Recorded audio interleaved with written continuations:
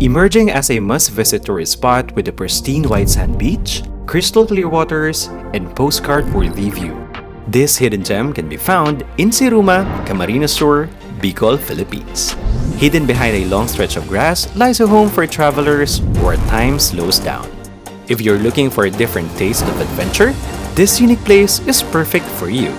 This is Makoy Vlogs, your Insta360 ambassador, welcomes you to Kudkat, the last resort.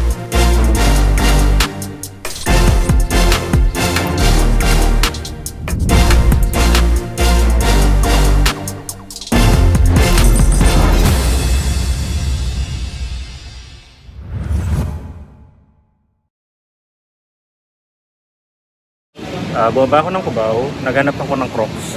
Inikot ko yung SM Cubao, inikot ko yung Farmers, Gateway, hanggang Mega Mall dito. Wala na palang Crocs, oh my God, wala tuloy akong dalang tsinelas.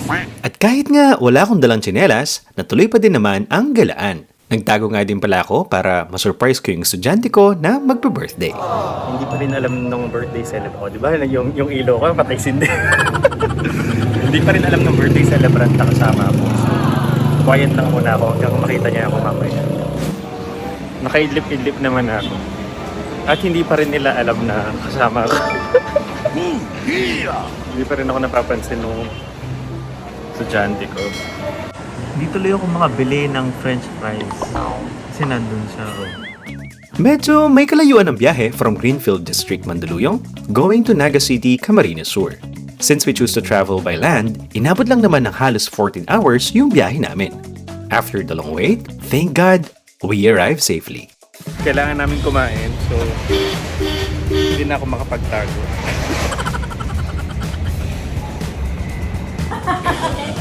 Wala, lalakit mo na. Lagi ko nananahilig yung Ay, ang pogi pa rin siya. Baka matunaw raw yung cake, kaya naman dito na namin siya sinurprise. Happiest birthday, Sex Ma'am Heidi!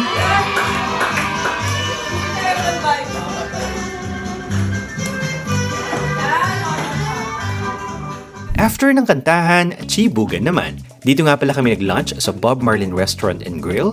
Along Magsaysay Avenue lang siya, dito sa Naga City, Camarines Sur.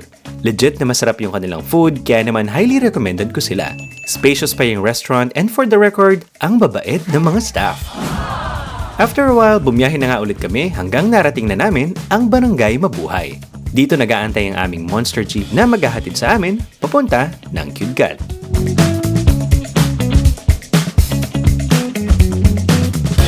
May tsinelas po kayo. Ay, sorry. Habang naghahanap ako ng tsinelas, kapansin-pansin ang simple pero masaya at napaka-peaceful na lugar. Bagamat malayo ang Barangay Mabuhay sa syudad, may sementado silang kalsada at mga grocery within the area. Anyway, pagkatapos nga pala namin maglipat ng mga gamit, isa-isa na rin kami sumakay dito sa aming monster jeep. Nagbayad nga rin pala kami ng ecological fee worth 30 pesos per head. At ayun na nga, sinugod na nga namin ang maputik at malubak na daan papunta ng Kudkat. Nag-uulan-ulan nga rin daw ng mga nakarang araw kaya naman it's giving Copercan vibes. Pinili din namin mag-top load for added adventure at para mas makita namin ang breathtaking views ng Siruma. Nga pala, this video is recorded using Insta360 X4. Unlock 8K and 5.7K resolution with 60 frames per second. Kahit nga sobrang malubak ang daan, kita mo naman na sobrang stable pa din ng nakukuha kong video gamit ang camera na to. Favorite feature ko nga pala yung Tiny Planet at yung Bullet Time Shot. If you want to have exclusive discounts and since I'm an Insta360 ambassador, click mo lang yung link sa description ng video na to. Hindi ko nga rin mawari bakit kami dinaan ni Kuyang driver dito sa matataas at matitinik na mga pandandagat. Nakalimutan ata ni Kuya na nandito kami sa taas. Pero kita mo naman kami, tuwang-tuwa pa nga. Sabi nga nila, difficult roads often leads to beautiful destinations. At matapos ang halos isang oras sa rough road at iniiwasan naming nagbabadyang sama ng panahon, finally, we arrive at our accommodation.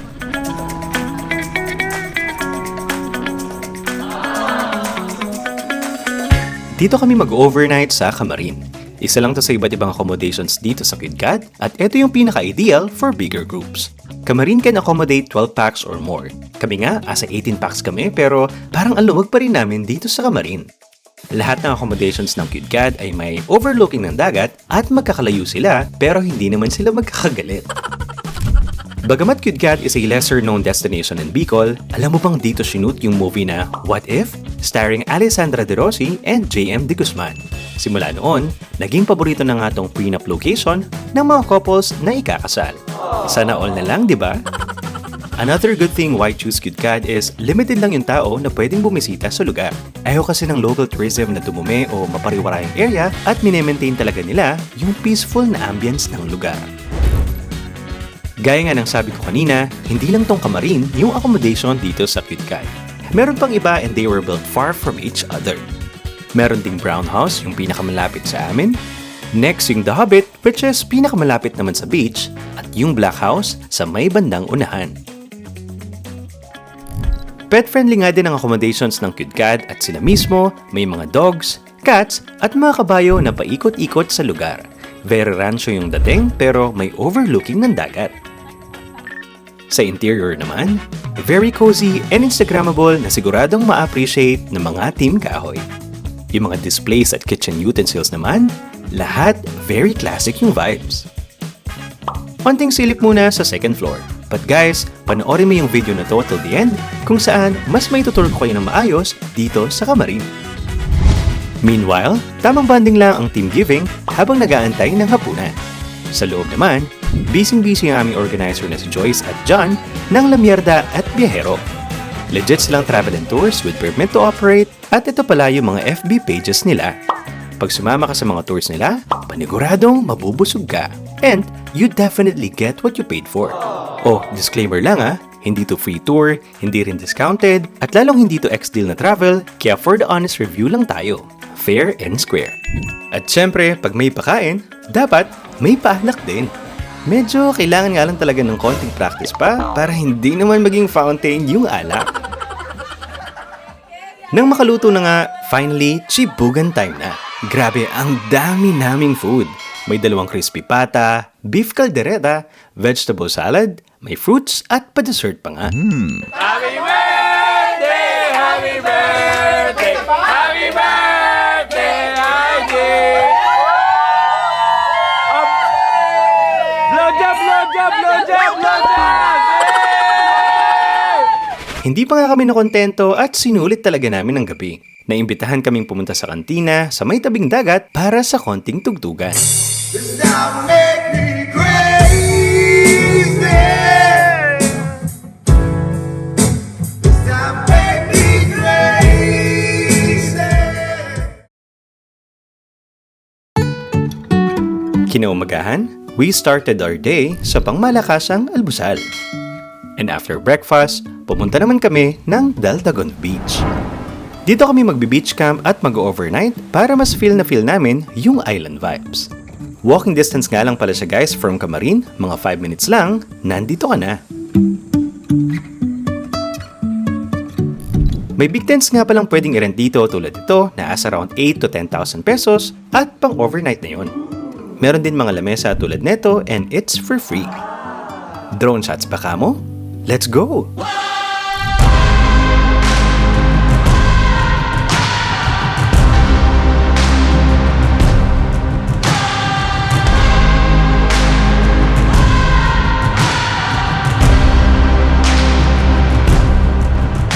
Sobrang sulit ng stay namin dito sa Daltagon Beach dahil maliban sa napakaganda ng lugar, napaka-peaceful at napakalinis din kahit saang sulok pa yan. Tunay nga namang napakalaki ng potensyal ng KidCad, kaya naman it's a must on your bucket list. Pinlalo nga rin pala namin akyatin tong Daltagon Peak kaso sumama na talaga yung panahon kaya naman nag-swimming na lang kami. Sayang, sobrang ganda pa naman ng view sana dito.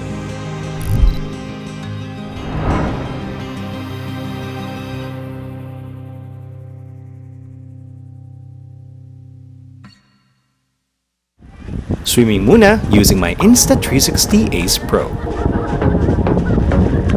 Wala na ulan.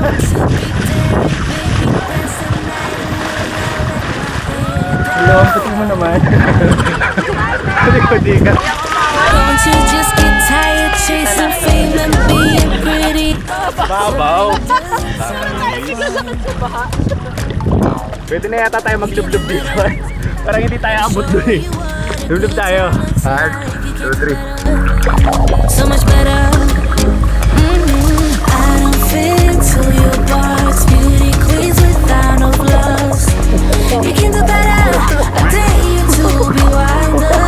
I don't fit into your box. Beauty queens without no flaws. You can do better.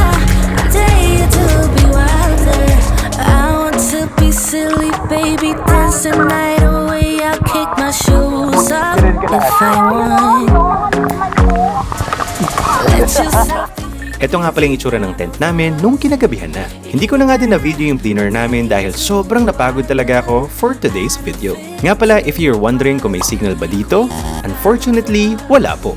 Pero, may wifi naman sila kaya ayan, for the work tuloy ang first on. Third day and our last day dito sa KidCat. Wala nga kaming ibang ginawa kundi kumain at ito yung ilan sa mga food na hinanda sa amin ng Lamierda at ng Biyahero. Grabe, feeling ko talaga tumaba ako ng 2%. Nakakatawa. Anyway, sunulit ko na ang dagat at naglakad-lakad sa dalampasigan pero hindi na ako nag-swimming kasi nga wala pa akong tulog niyan. As promised, binalikan ko nga pala ang kamarin para mas ma-virtual tour ko kayo habang hindi pa dumarating yung mga bagong guest nila. Ito yung napakaluwag na itsura niya sa loob at pwedeng-pwede ka magluto dahil free use na nga yung kitchen at mga utensils. Tapos, ito naman yung sa labas na napakalawak at may view pa ng beach. You have plenty of space here with tables and chairs, kaya naman perfect na perfect for relaxation and staycation. Once again, this is Kamarin. Nga pala, I'm sure interested ka makita yung kanilang CR. Kaya tara, puntahan na rin natin. Asa likod na part siya ng accommodation at may malinis at spacious yung kanyang toilets and bath. Shoutout nga pala sa aming contact person na si Ate Peachy at pumayag siyang mag-video ko habang wala pa yung mga bagong guest nila. This time, akitin naman natin yung second floor. Ayan. So, ito yung room sa taas ng accommodation. Maluwag siya kahit siguro mga 20 packs. Kami nga, almost 20 packs kami nagkasya kami dito. Tingnan nyo kung gaano kalinis, gaano kaganda, at saka gaano kapresko kasi every sulok ng kanyang rooms, meron tayong airways, may mga bintana, meron din naman mga electric fan dito na naka-ready and all. Tapos may view ka dito. Tapos meron pa sa kabila. Yung mga beds nila, tingnan nyo, nalinis sa nalaki. Ito yung sa labas ng park. Dahil beachfront ka siya, ayan yung tsura.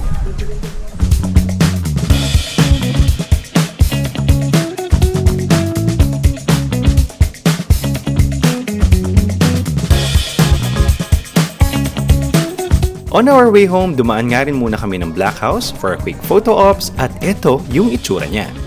Just like Kamarin, free of use na rin yung kanyang kitchen at provided na din yung mga gamit. Sarili mo na lang at mga lulutuin mo yung dadalhin mo.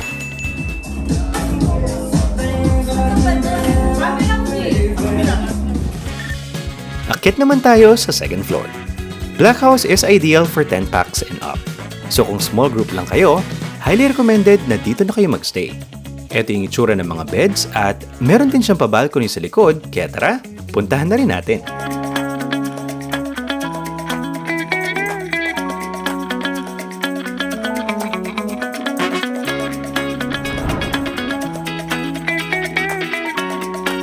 Another drone shot baka mo? Let's go!